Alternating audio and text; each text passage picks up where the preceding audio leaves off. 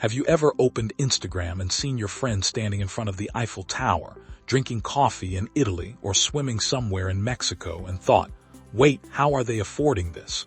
Because somehow your friends are going on international vacations while you're sitting at home looking at your bank account, wondering where all your money went.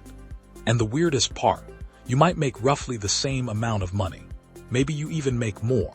So what are they doing that you are? The answer probably isn't that they have some secret source of money. And it definitely isn't that they're magically better at saving. The real difference is usually much simpler. They planned for the trip before the trip ever existed. And if you understand how they did it, you might realize that your dream vacation is actually much closer than you think. Let's imagine two friends, Alex and Ryan. Both are 25 years old, both make $60,000 a year, both live in the same city, have similar lifestyles, and both want to travel internationally. Alex keeps saying, I really want to go to Japan someday. Ryan actually puts $250 every month into a separate travel account. Nothing dramatic, no extreme budgeting, just $250 automatically transferred after every paycheck. After 1 year, Ryan has $3,000 specifically for travel.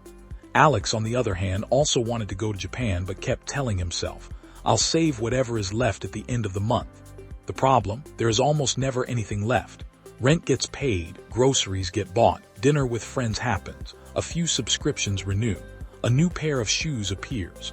There's a random Amazon purchase, a couple of Uber rides, and suddenly the month is over.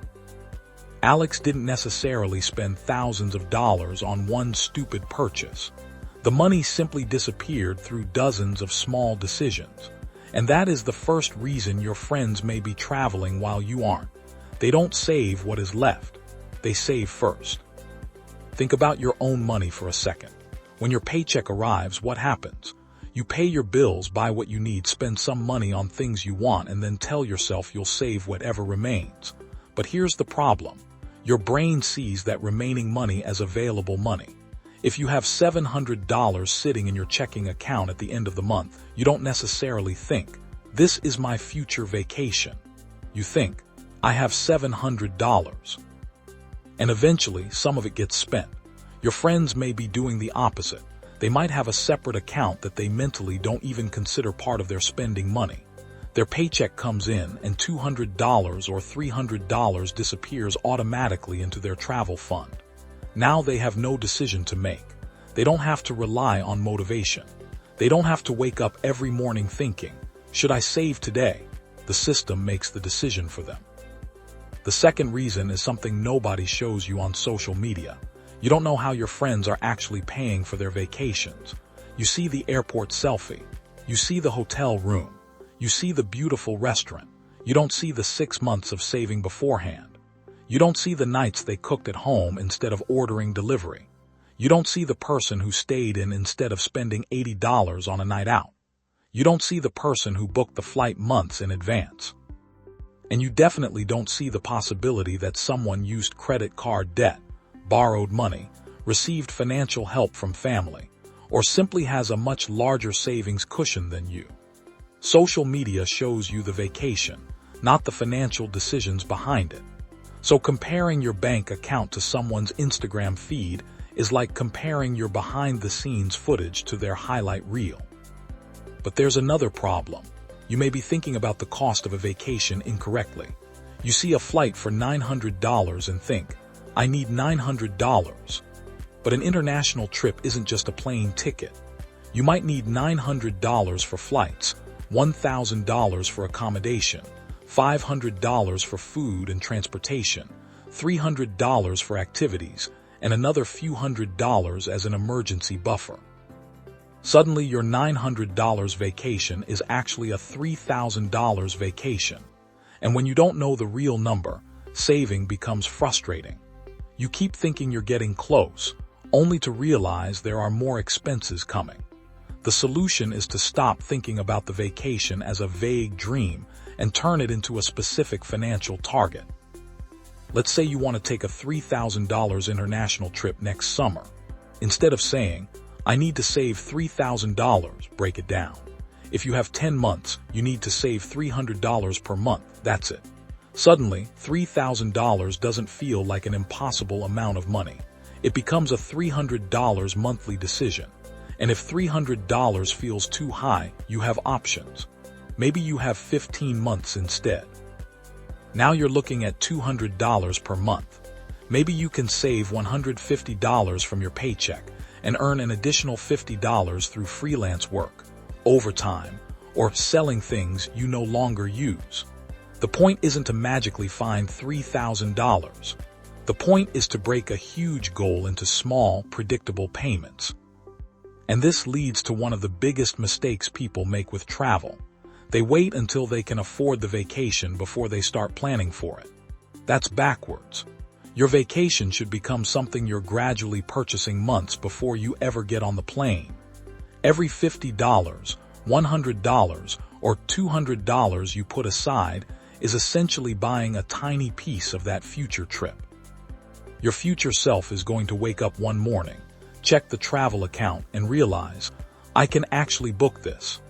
And that feeling is completely different from suddenly trying to find $3,002 weeks before your vacation. Now, here's where things get interesting. You don't necessarily need to cut everything you enjoy to afford travel. In fact, extreme budgeting usually doesn't last. Instead, look for the expenses that happen repeatedly without giving you much happiness. Maybe you spend $15 on delivery 3 times a week. That's roughly $180 a month. Maybe you have subscriptions you barely use. Maybe you spend $100 every weekend without really remembering where it went. You don't have to eliminate every enjoyable expense. You just need to ask yourself one question. Would I rather spend this money today, or would I rather turn it into part of the trip I've been talking about for the last 2 years? When the goal is specific, some spending decisions become surprisingly easy. And there's one more thing your traveling friends may understand that you don't. They treat travel as a priority, not a leftover. Everyone has priorities. Someone might prioritize a nicer car. Someone else might prioritize eating at restaurants. Someone might prioritize concerts, clothes, gaming, or a bigger apartment. Your friends may simply have decided that international travel is worth more to them than some of those things. That doesn't mean they're smarter than you. It doesn't mean you're bad with money. It means their spending reflects a different priority. And if travel is genuinely important to you, your money needs to reflect that. So here's what I want you to do. Pick one destination, not 5, not somewhere in Europe. Pick one. Then estimate the total cost of the trip, including flights, accommodation, food, transportation, activities, travel insurance, and a reasonable emergency buffer. Let's say you come up with $3,000. Decide when you want to go. If it's 12 months away, your target is $250 a month. Create a separate travel savings account. Automate the transfer immediately after payday. Then forget about trying to save what's left. Your travel money gets paid first. After that, you can spend what's left without constantly wondering whether you're saving enough. Because here's the truth. Your friends probably aren't living in a completely different financial universe. They may just have a system that you don't. They decided what they wanted, figured out what it would cost, divided that number by the time they had, and started moving money toward the goal every month. You don't need to become rich to take your dream vacation. You need a destination, a number, a deadline, and a system. And maybe, instead of watching everyone else travel this year, you could be the person someone else looks at and thinks, how did they afford that? The answer: you started saving before you ever needed the money.